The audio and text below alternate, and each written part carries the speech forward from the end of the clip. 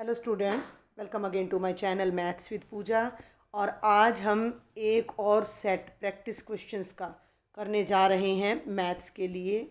हम अपने 12 नवंबर को होने वाले, जो कि परसों ही है, 12 नवंबर को होने वाले NAS एग्ज़ाम के लिए इस टेस्ट की क्वेश्चंस को करने जा रहे हैं, इस प्रैक्टिस सेट के क्वेश्चंस को करने जा रहे हैं। और इसमें हमारे जो जो टॉपिक्स कवर होंगे वो होंगे भिन्न और दशमलव, आंकड़ों का प्रबंधन, परिमाप और क्षेत्रफल, संख्याओं के साथ खेलना, बीजीय व्यंजक और सर्वसमीकाएं, वर्ग और वर्गमूल और घनमूल। ये सभी टॉपिक्स हमारे इस सेट में, जो मैं आपको 20 क्वेश्चन करवाने जा रही हूँ, उनमें कवर होने वाले हैं। साथ ही मैं आपको बता दूं कि ये हमारे जो लर्निंग आउटकम्स हैं, ये वाले लर्निंग आउटकम्स आपके कवर होंगे 705, 6, 7, 710, 717, 719, 721 और 801। ये आपके लर्निंग आउटकम्स हैं जो इस पेपर में, इस सेट में मैं कवर करने जा रही हूँ। तो सबसे पहला जो हमारा क्वेश्चन है कि इनमें से कौन सा सही नहीं है, इनमें से कौन सा सही नहीं है। तो आप भाई ध्यान से देखो ज़रा। पहला क्वेश्चन है का पहला भाग है कि 2/3 जमा 5/4 बराबर है 5/4 जमा 2/3। वही दो भाई, आप एक सिंपल सा एग्जाम्पल ले लेते हैं हम। देखो 3 जमा 2, ठीक है, कितना आएगा भाई? 5 आएगा। और अगर मैं लिख दूँ बेटा 2 जमा 3, तो भी कितना आएगा? 5 आएगा। तो दो नंबरों को आगे पीछे करके अगर मैं जोड़ दूँ तो मेरे उत्तर पर कोई फर्क नहीं पड़ेगा। तो ये तो मेरा सही है। हमें सही नहीं बताना, हमें उत्तर वो बताना है जो सही नहीं है, ध्यान देना। तो ये तो सही है भाई सवाल। अब आप आ जाओ ख भाग पर, बड़े ध्यान से देखना ख भाग को। 2/3 घटा 5/4, 2/3 में से 5/4 घटाया और 5/4 में से 2/3 घटाया, और ये कह रहा है उत्तर बराबर है। घटा के देख लो ना, इन दोनों को मत देखो, कोई छोटी संख्या को देख लो। 3 में से 2 घटाया 1 आया, 2 में से 3 घटाया तो बेटा -1 आया। क्या आपका उत्तर बराबर आ रहा है? नहीं आ रहा। यानी कि दो संख्याओं को अगर हम अदल बदल कर घटा करते हैं, जिसे हम इंग्लिश में कम्यूटेटिविटी कहते हैं और हिंदी में क्रम विनिमय, क्रमों को अगर उलट पुलट कर दें तो घटाते समय हमारा उत्तर कभी भी बराबर नहीं आता है। तो ये जो बात इसने कही है किताब वाले ने कि ख भाग सही है, ये गलत है। ये वो ऑप्शन है जो गलत है और यही हमने बताना है, ठीक है। क्योंकि ये देखो ना, तीसरे ऑप्शन पे आ जाओ। 2/3 गुणा 5/4 बराबर है 5/4 गुणा 2/3। दो संख्याओं की गुणा में भी क्रम विनिमय लगता है, और दो संख्याओं को भाग करते हैं तो जो भाग है उसको इन्होंने गुणा में बदल दिया और बाद वाली राशि पलट दी। इसका मतलब ये भी सही है। तो कुल मिलाकर ये हमारा सही उत्तर जो है वो ख आ रहा है, क्योंकि घटा पर हमारा क्रम विनिमय का नियम लागू नहीं होता है। तो आई थिंक अब आपको लॉजिक समझ आ गया होगा। तो ये हो गया हमारा प्रश्न संख्या 1, जिसका सही उत्तर है ख। अब हम बढ़ते हैं प्रश्न संख्या 2 पर। 0/1 का गुणन प्रतिलोम। आपने एक सिंपल सी बात याद रखनी, अगर मेरे इससे पहले के कराए गए प्रैक्टिस सेट आपने देखे हैं तो मैंने उसमें व्युत्क्रम या प्रतिलोम बताया था।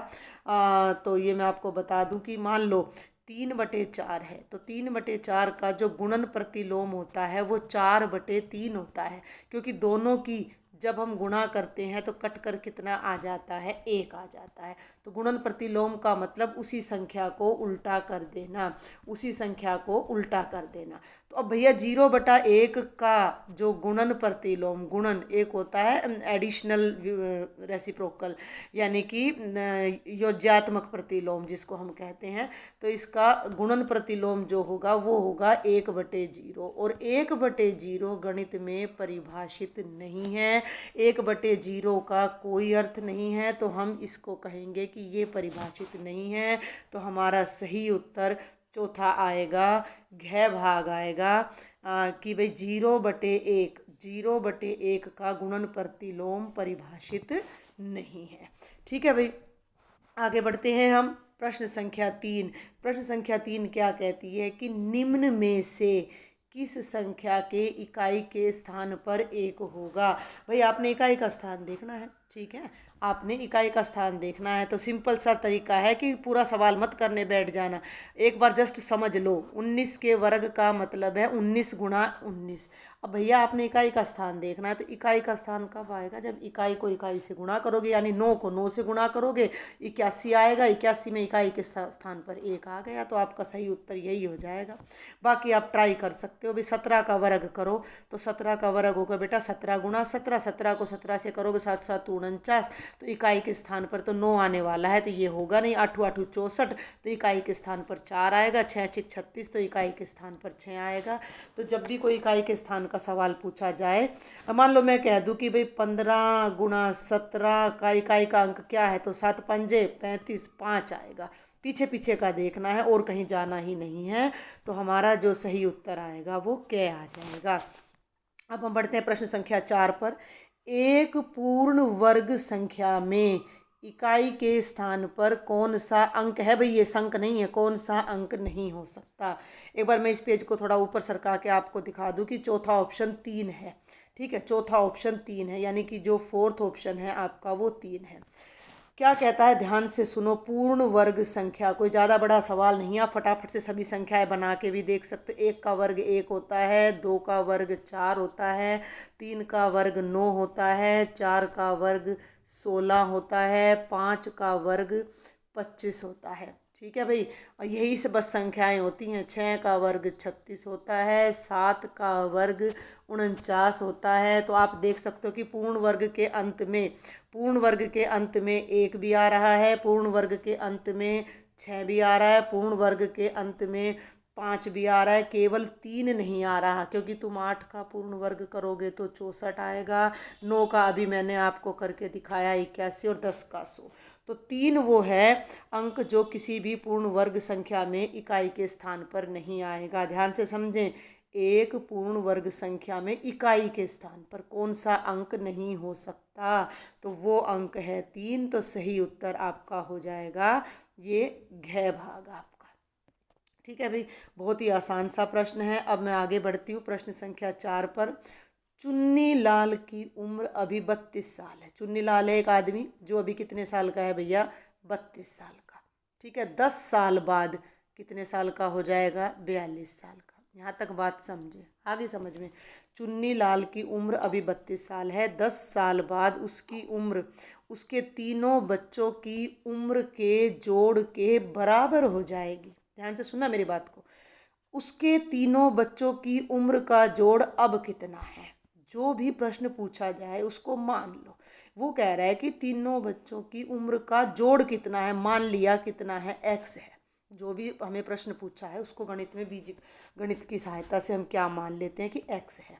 तीनों बच्चे x साल के हैं, बात चल रही है भैया 10 साल बाद की।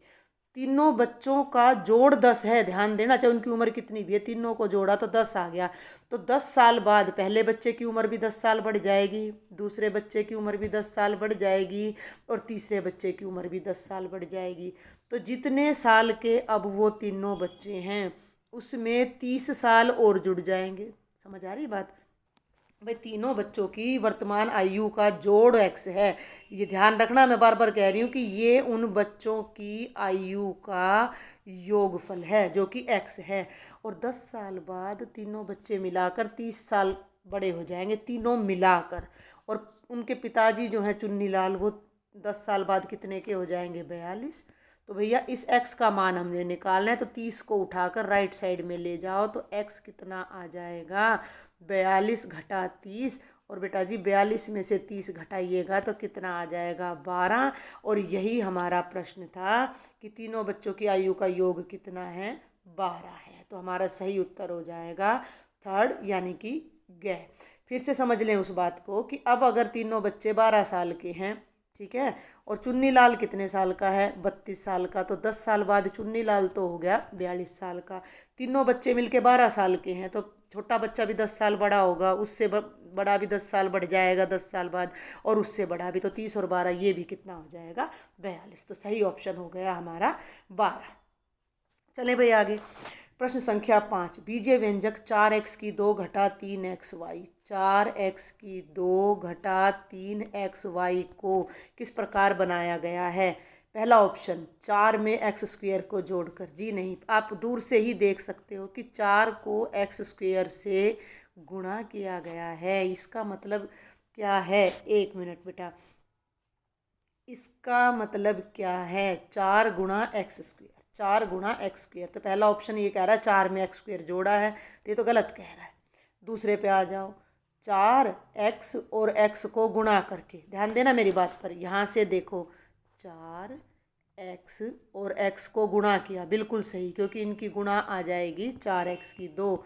उसमें -3xy जोड़ा गया है, जमा -3xy। हल करोगे तो 4x और x मिलकर हो जाएंगे x की 2, जमा घटा मिलकर हो जाएंगे घटा 3xy। तो सही उत्तर हमारा ख हो जाएगा। बाकी पे जाना ही नहीं है, क्यों? ये देखो ना, इसमें फिर जोड़ आ गया तो तीसरा ऑप्शन फिर गलत हो जाता है। चौथे में यहाँ तक तो ठीक है, लेकिन घटा 3xy को घटाया है तो घटा घटा जमा हो जाएगा, जो कि गलत है। तो हमारा जो सही उत्तर है वो सेकंड आंसर आ जाता है। अब हम चलते हैं प्रश्न संख्या 6 पर। बहुत आसान है ये भी। आप कहोगे मैं हर प्रश्न को आसान कहती हूँ, लेकिन ये वास्तव में ही आसान है। 4 घटा y जमा 5x² में कौन सा पद अचर है? चर और अचर आपने समझने हैं। चर होते हैं x, y, z। मैं आपको बता दूं, मैंने अपने चैनल पर कक्षा 8 का चैप्टर नंबर 9 बीजीय व्यंजक और सर्व समीकरण स्टार्ट किया हुआ है, जिसमें मैंने चर अचर बहुत अच्छे से समझा रखे हैं, तो आप वहाँ से भी देख सकते हो। अचर होती हैं संख्याएं, 1 2 3 4 फिक्स। तो इसमें देख लो अचर कौन सा है? 4 है। अचर कौन सा है भाई? 4 है। तो सही उत्तर क्या हो जाएगा? चौथा ऑप्शन हमारा सही उत्तर हो जाएगा। तो प्रश्न संख्या 6 का सही उत्तर आ जाएगा, ऑप्शन नंबर भी 4 है और उत्तर भी 4 है, क्योंकि अचर 4 है। ठीक है भाई, आगे बढ़ते हैं। अब हम प्रश्न संख्या 7, इन्होंने दे नहीं रखे, देखो ये नंबरिंग थोड़ी सी यहाँ रोंग है, तो हम इसमें कुछ नहीं कर सकते। ये 5 है, ये 6 है और 7 यहाँ कहीं मिटा हुआ है। तो ये प्रश्न संख्या 8 पर आ गए हम सीधा। इसे ध्यान से समझना है। पाई चार्ट और दंड आलेख पर इकट्ठा आधारित है। रीना एक गतिविधि केंद्र का दौरा कर अपने अध्यापक को विभिन्न गतिविधियों में शामिल लोग, उनकी आयु की जानकारी एक दंड आलेख और पाई चार्ट द्वारा प्रस्तुत करती है। दोनों चीज़ें बनाई हैं रीना ने दोनों चीज़ें बनाई हैं। रीना ने पाई चार्ट भी बनाया है और रीना ने दंड आलेख भी बनाया है। मैं इसे थोड़ा सा बड़ा करती हूँ ताकि ये आप अच्छे से देख सको। आपके पास नोटबुक है तो आप अपनी नोटबुक में भी नोट कर सकते हो। ये तो है बेटा पाई चार्ट। ठीक है, इसमें जो ब्लू कलर है वो 20 साल से छोटे बच्चों को दिखा रहा है, हरा कलर 20 से 29, ये पीला 30 से 39, ऑरेंज 40 से 49, रेड 50 से ज़्यादा। ठीक है भाई, ये पाई चार्ट का खाका हो गया हमारा। और ये हमारा दंड आलेख है, जिसमें नाटक में भाग लेने वाले ब्लू कलर में तो पुरुष हैं और ग्रीन कलर में महिलाएं हैं। तो अब आप यहाँ ध्यान से देखो तो ये 10 पुरुष हैं, 10 तो पुरुष हैं, और इसकी सिधाई में जाएं तो 20 महिलाएं हैं। 20 हमारी महिलाएं हैं, 20 महिलाएं हैं। संगीत में जाएं तो 20 और 30 के बीच में 25 पुरुष हैं और बेटा जी 30 महिलाएं हैं। मैं इन सबको बाद में लिखती हूँ जब ज़रूरत पड़ेगी। आप जस्ट अभी इसको समझें दंड आरेख को अच्छी तरह। अब हम इसके पहले प्रश्न पर आते हैं कि किस गतिविधि को सबसे अधिक पसंद किया गया। भाई जिस गतिविधि में सबसे ऊंचा ग्राफ है वो सबसे अधिक पसंद की गई। 4 गतिविधियाँ, नृत्य, संगीत, नाटक और पेंटिंग। अब हम देखते हैं भैया, नृत्य है, ये नृत्य है, ये संगीत है, ये नाटक है, ये पेंटिंग है। किसे सबसे ज़्यादा पसंद किया गया? जिसका ग्राफ सबसे ऊंचा है।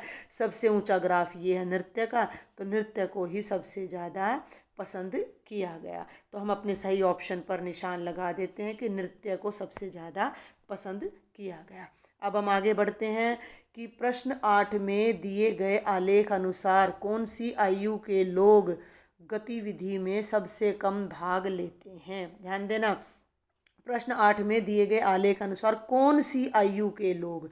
अब आयु के लिए तो भाई उस लड़की ने पाई चार्ट बना रखा है, तो हमें पाई चार्ट देखना पड़ेगा कि किस एज के लोग सबसे कम देख रहे हैं, है ना। तो ये देखो, अब सबसे इस पाई चार्ट में सबसे छोटा हिस्सा कौन सा है? ये ब्लू वाला है, यानी कि 20 साल से छोटे बच्चे ऐसे हैं जो कम भाग ले रहे हैं ना। कुछ भाई ये जो है 20 से 29 के 11% है, ये 16 हैं, ये चीज़ 26 है, ये 42 है, ये भाग तो ले रहे हैं कम से कम, लेकिन 20 साल से छोटे ऐसे हैं जो सबसे कम भाग ले रहे हैं। तो ये चीज़ अब हम अपने प्रश्न पर पहुँचते हैं और वहाँ निशान लगाते हैं कि 20 साल से छोटे बच्चे सबसे कम भाग ले रहे हैं। आगे आ जाइए, प्रश्न 8 में दिए गए प्रश्न 8 में दिए गए आलेख के अनुसार कौन सी गतिविधि में सबसे कम महिलाओं ने हिस्सा लिया। ध्यान देना, महिलाएं, और वो भी सबसे कम। नृत्य, संगीत, नाटक और पेंटिंग, सबसे कम महिलाएं। देखो यहाँ थोड़ी सी आपको दिक्कत आ रही है क्योंकि मैं बार बार ऊपर नीचे पाई चार्ट को कर रही हूँ, तो आप थोड़ा पाई चार्ट को अपनी नोटबुक में बना भी सकते हो। महिलाएं, अब भैया महिलाएं कौन से कलर में है? हरे में। अब हरे का सबसे छोटा ग्राफ देख लो कौन सा है, ये है सबसे छोटा ग्राफ। और ये किस चीज़ का है? पेंटिंग का। भाई नाटक में कितनी महिलाएं हैं? 20 हैं। संगीत में चलूँ तो मैं कितनी हैं? 30 हैं।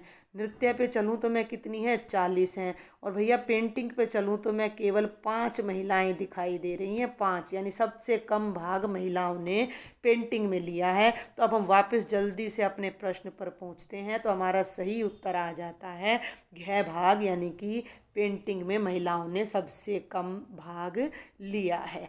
अगला प्रश्न भी इसी पर आधारित है। प्रश्न नंबर 11, प्रश्न 8 में दिए गए आलेख अनुसार, प्रश्न 8 में दिए गए आलेख अनुसार गतिविधियों में हिस्सा लेने वाले महिलाओं की संख्या कितनी है? अब भैया हमें फिर से वापस चार्ट पर जाना पड़ेगा। महिलाएं, फिर वहीं आ जाते हैं, महिलाएं गिन लो। अभी मैंने बताई नाटक, नाटक में कितनी महिलाएं हैं? 20 हैं। फिर आ जाओ संगीत, संगीत में कितनी हैं? 30 हैं। फिर आ जाओ पेंटिंग, ध्यान देना 0 और 10 के बीच में है पेंटिंग, पेंटिंग में कितनी है? 5 हैं। और भाई नाटक में कितनी है? 40 हैं। जोड़ दीजिए 5, 4 और 3 7 और 2 9, कितना जोड़ आया है? 95। कितना जोड़ आया है? 95। तो अब मैं ये जोड़ यहाँ पर आपको एक बार फिर दिखा रही हूँ कि ये जोड़ आया है 95। तो सही उत्तर हमारा तीसरा आ जाएगा कि सबसे सभी गतिविधियों में भाग लेने वाली महिलाओं की संख्या कितनी है? 95 है। तो ये बड़े ही सरल क्वेश्चन है। पाई चार्ट और इन पर आधारित प्रश्न बहुत आसान होते हैं। अब इस प्रश्न को ना जरा आपने ध्यान से देखना है, ये हमारा अलजेब्रा पर बेस्ड है। एक पानी से भरी हुई बाल्टी का भार 21 किलो है। भैया मैं यहाँ एक छोटी सी बाल्टी बना ही लेती हूँ बेटा जी, देखिए ज़रा, ये एक बाल्टी है और इसके अंदर पानी भरा पड़ा है, तो इसका वजन 21 है, ठीक है। अमितोज ने, अमितोज कोई बच्चा है, बाल्टी का आधा पानी बाहर निकाल दिया और अब बाल्टी का भार 12 किलो है। खाली बाल्टी का भार कितना है? जब भी इस तरह का सवाल आए मैंने कहा बीजगणित लगाओ। खाली बाल्टी का भार हो गया x, ठीक है, खाली बाल्टी का भार हो गया x, और माना पानी का भार, पानी का भार बेटा जी कितना हो गया? y, ठीक है। खाली बाल्टी x, पानी y। तो अब आप ये देखो कि शुरू में पूरी बाल्टी 21 किलो थी, पूरी बाल्टी 21 किलो थी, यानी कि x जमा y बराबर कितना था? 21 था, ठीक है। अब अमितोज ने क्या किया? अब अमितोज ने क्या किया कि उसने पानी को आधा कर दिया। भाई y को आधा कर दिया तो वो हो गया y/2। भाई बाल्टी तो जितनी है उतनी रहेगी, बाल्टी तो x ही रहेगी, पानी उसने कम कर दिया तो बाल्टी रहेगी 12 किलो की, यानी बाल्टी तो उतनी थी x जमा पानी जो था, अब वो y नहीं रहा, वो y/2 रह गया और बराबर कितना हो गया? 12 किलो। अब जरा हम इसे क्या करें? हल करते हैं, बीजगणित से घटा लेते हैं। तो यहाँ भी घटा, यहाँ भी घटा, यहाँ भी घटा, x से x कट जाएगा, ये y है और ये y/2 है। इस जमा के चिन्ह को अब आप भूल जाओगे, घटा के चिन्ह को याद रखोगे, तो ये बनेगा y घटा y/2 बराबर 21 में से 12 गए 9, ठीक है। भाई मैं इस समीकरण को जरा एक बार दोबारा लिखकर हल करती हूँ आपके लिए कि y घटा y/2 बराबर 9, लघुत्तम ले लो 2, ठीक है, 2y से गुणा हो जाएगा तो 2y घटा y बराबर 9, 2y में से y गया तो y/2 बराबर 9, 2 को राइट साइड में ले जाओ तो y का मान हो जाएगा 2 गुणा 9 यानी 18, यानी कि पानी का वजन कितना आ गया? 18 किलो। शुरू में पूरी बाल्टी कितने की थी? 21 किलो की। 21 किलो में से 18 किलो पानी को घटा दो तो बाल्टी का वजन कितना रह जाता है? 3 किलो। तो हमारा सही उत्तर आएगा 3 किलो। वैसे भी आप इस बात को वेरीफाई कर सकते हो कि भाई बाल्टी का वजन 3 किलो है और ये पानी 21 किलो थी शुरू में बाल्टी, तो 21 में से 3 गए 18, ठीक है, 18 का आधा कर दिया तो 9 बच गया, तो 9 तो पानी का वजन हो गया, 3 बाल्टी का वजन हो गया, तो 3 और 9 जुड़ के बाल्टी फिर कितनी हो गई, 12 किलो की। तो हमारा आंसर जो है वो क्रॉस वेरीफाई हो जाता है, तो सही उत्तर हमारा ऑप्शन नंबर 2 आ जाता है। आगे बढ़ते हैं बेटा प्रश्न संख्या 13 पर।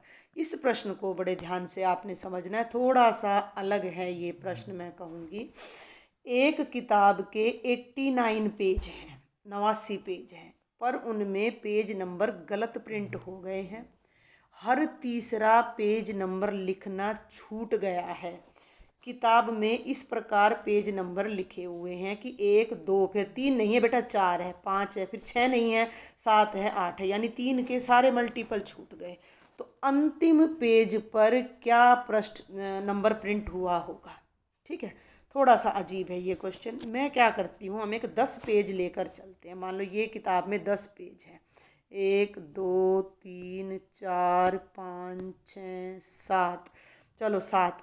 तो पहले पेज पर एक ही नंबर डल रहा है, दूसरे पर 2 डल रहा है, लेकिन तीसरे पर 4 डल रहा है, चौथे पर 5 डल रहा है, फिर पाँचवें पर 6 छूट गया, 7 डल रहा है, यहाँ 8 डल रहा है, फिर बेटा जी 9 छूट गया, 10 डल रहा है। ध्यान से समझना मेरी बात को। अब यहाँ क्या छूट गया, 3 छूट गया, यहाँ क्या छूट गया, 6 छूट गया, यहाँ कितना छूट गया, 9 छूट गया। 3 के कितने मल्टीपल छूट गए, 3 मल्टीपल। बात ध्यान से समझना। पेज कितने थे, 7, पेज कितने थे, 7, पहुँचा दिए कहाँ तक, 10 तक। पेज थे 7, पहुँचा दिए 10 तक। क्यों पहुँचा दिए भाई, लिखने में गलती कर दी, कितने पेज छोड़ दिए बीच में, ये 3 के 3 मल्टीपल छोड़ दिए। ठीक है, इसकी पहचान हम कैसे करेंगे कि 1 से लेकर और 10 तक में कितने मल्टीपल हमारे यहाँ बीच में छूट रहे हैं। 1 से लेकर 10 तक 3 के कितने नंबर आगे, 3 एकम 3, 3 दूनी 6, 3 तिया 9, 3 मल्टीपल छूटे। तो पेज कितने थे, 7, 7 में हम वो 3 जोड़ दें तो 10 हो गया। अब हम अपने क्वेश्चन पर आते हैं। हमारे पास है 89 पेज, 89 तक, 1 से 89 तक 3 के कितने मल्टीपल हैं। तो लास्ट में देखो, 89 3 के पहाड़े में नहीं आता, 88 भी 3 के पहाड़े में नहीं आता, अब आता है 3 के पहाड़े में 87। 87 होता है 29 3 87। तो 1 से लेकर 89 तक 29 बार 3 का पहाड़ा आएगा। ठीक है, कुल पेज कितने हैं, 89, 29 अंक बीच में छोड़ दिए तो जमा 29, तो 9 और 9 18, और 8 और 2 10, और 1 11। तो आखिरी पेज पर 118 होना चाहिए। इस क्वेश्चन का आंसर इन्होंने नहीं दे रखा, ऑप्शन भी नहीं दे रखा, तो इसका आंसर मेरी तरफ से आएगा ऑप्शन नंबर 4, जिसे मैंने 118 लिख दिया है। एक बार मैं फिर से समझा देती हूँ कि किताब वाले ने क्या किया कि 3 के सारे पहाड़े छोड़ दिए। तो भैया 89 तक, पेज तो 89 ही थे, 89 तक 3 के कितने पहाड़े छूटे, तो 3 एकम 3, 3 दूनी 6, 3 तिया 9, और आखिरी में आ गया 87। तो ये कितने अंक छूट गए, 29 अंक छोड़ दिए इसने। तो 89 लिखने थे, लेकिन 29 अंक आगे बढ़ गया ये, तो 89 जमा 29 कितना हो गया, कितना बताया था मैंने आपको, 118। तो ये हमारा सही आंसर आएगा, आप इसे नोट कर लें। आगे बढ़ते हैं बेटा प्रश्न संख्या 14 पर। प्रश्न संख्या 14 ध्यान से देखें। निम्न में कौन से छायांकित भाग का क्षेत्रफल बाकी से अलग है। ठीक है, मैं इसे थोड़ा अलग तरीके से करूँगी, जल्दी से देखें। ये एक त्रिभुज है, पहले भाग को देखें, ये एक त्रिभुज है, ये इसका आधार है। आधार कितना है, 2 वर्ग के बराबर है, ध्यान देना, 1 और 1 2। और इसकी ऊंचाई कितनी है, यहाँ से शुरू होकर ये वृत्त त्रिभुज यहाँ तक जा रहा है, यहाँ तक इतना ऊंचा है, तो इसकी ऊंचाई कितनी हो गई, 3। तो इस त्रिभुज का क्षेत्रफल क्या हो गया, 1/2 गुणा आधार गुणा ऊंचाई, यानी कि कितना आ गया, 3। तो कुल मिलाकर इसका क्षेत्रफल आ गया 3। ठीक है भाई, अब यहाँ आ जाओ, मैं गै पे आ रही हूँ, ध्यान देना। ये त्रिभुज के आधार की लंबाई कितनी, 1 2 3 खानों के बराबर है, तो 3 है। और ये त्रिभुज की ऊंचाई है, कितने खानों के बराबर है, 2 के। तो क्षेत्रफल क्या होता है, 1/2 गुणा आधार गुणा ऊंचाई, कट के इसका क्षेत्रफल भी कितना आ गया, 3। तो भैया इसका क्षेत्रफल भी 3 आ गया, इसका भी 3, और इसका तो दिख ही रहा है, 1 भाई 1 एकम 1 2 और 3, 1 तो इसकी चौड़ाई लगा लो, 3 लंबाई लगा लो, तो 3। तो ये हमारा सबसे अलग आ जाएगा।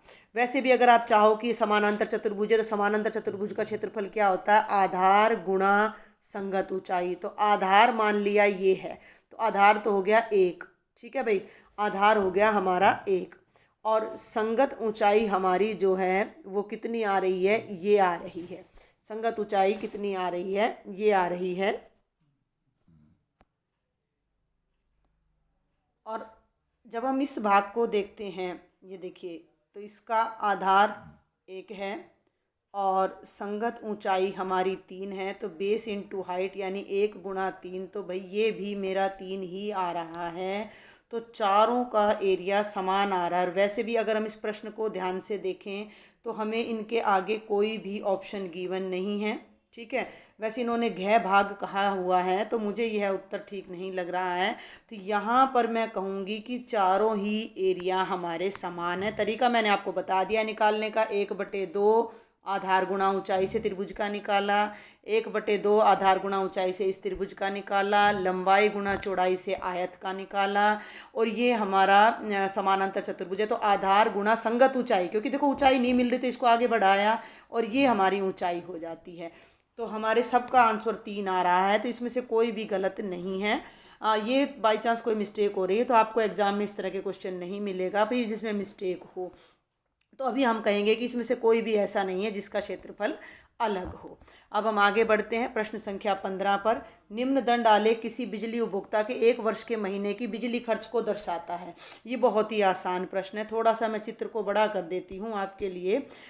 ये देखिए कि फरवरी में उसने 420 बिजली खर्च की है यूनिट में, और अप्रैल में इतनी, मार्च में इतने, जून में इतनी, अगस्त में इतनी, अक्टूबर में इतनी, दिसंबर में इतनी। ठीक है भाई, आगे बढ़ते हैं। प्रश्न क्या है वो देखते हैं।